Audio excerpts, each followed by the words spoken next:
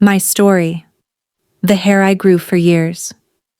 I never thought the day would come when I would stand in front of a mirror, holding my own long hair in my hands. Hair that had been part of me for so many years. Each strand carried memories, time, and emotions. It wasn't just hair. It was something that had grown with me through the seasons of my life. I started growing my hair when I was still in university. At first, I didn't plan for it to be this long. It just happened. I liked how it looked. Simple, natural, and feminine.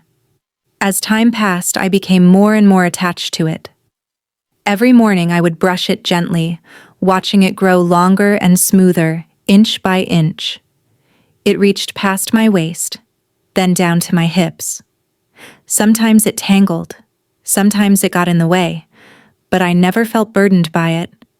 It was like an old friend, something familiar, comforting, and constant. My hair had seen everything with me, the hot sun, the rain, long days at work, laughter with friends, and tears in the quiet of the night. It was there when I celebrated, and it was there when I felt lost. It was, in a way, the silent witness of my life. People used to ask, "Isn't it hard to take care of such long hair?" I would just smile and say, "Not at all. I love it. I never dyed it, never permed it, never straightened it. Just simple coconut oil, natural shampoo, and patience. That was all it took. Love and care." But as the years passed, I began to feel something shift inside me. Not sadness, not regret, but a quiet realization. It was time for a change. I wanted to let go, not because I was tired of my hair, but because I wanted it to become something meaningful, something more than just beauty. So one morning I decided I would cut it, not throw it away, but cut it, sell it, and use the money to make a donation to a temple and help people in need. That thought filled my heart with peace. It felt right. When I walked into the salon that day, my heart was calm, but my hands were trembling a little. I sat down in front of the big mirror and looked at myself one last time, my hair falling in a dark, shiny curtain all the way down my back. The stylist asked softly, "Are you sure you want to cut it?" "It's so beautiful," I smiled and said, "Yes. But it's not going to waste. I'll be donating the money." She looked at me with surprise, then smiled warmly. She divided my hair into sections, tied each with small, colorful bands, and picked up her scissors. The first snip echoed in my ears like the sound of time being cut. I closed my eyes. It was strange. I didn't feel sadness. I felt light, free. When it was done, I opened my eyes and saw the long, thick bundles lying neatly on the table. They were stunning. Black, silky, and full of life. It was my hair, but it no longer belonged to me. I measured it carefully.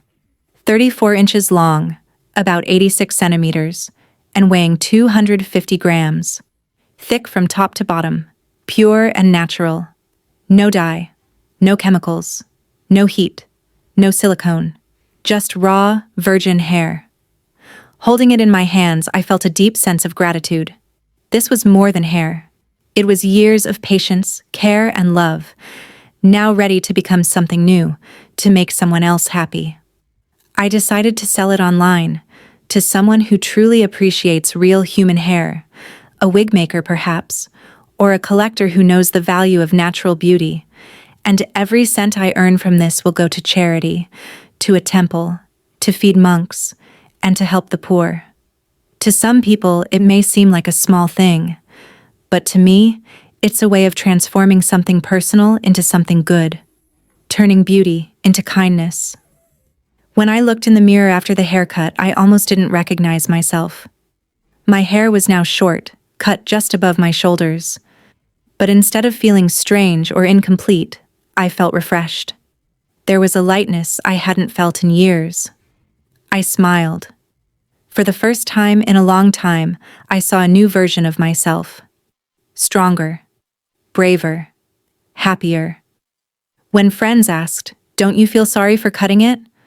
I laughed softly and said, Not at all. My hair will go on to bring happiness to someone else.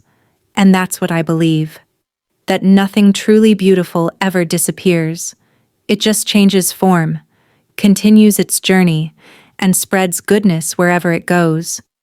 Maybe it will become part of a wig for someone who has lost their hair from illness. Maybe it will be used by an artist who finds inspiration in its natural shine. Or maybe it will simply remind someone out there that beauty can be both physical and spiritual. Something grown with care, given with love, and shared with purpose. I know that every strand of my hair carries positive energy. It has been loved, cared for, and respected. And now it's ready to carry that same energy to someone new. Even now, when I look at the photos from that day, me sitting in the salon chair with long black hair cascading down my back, the stylist tying it into sections before cutting, I can still feel that moment. The mix of ai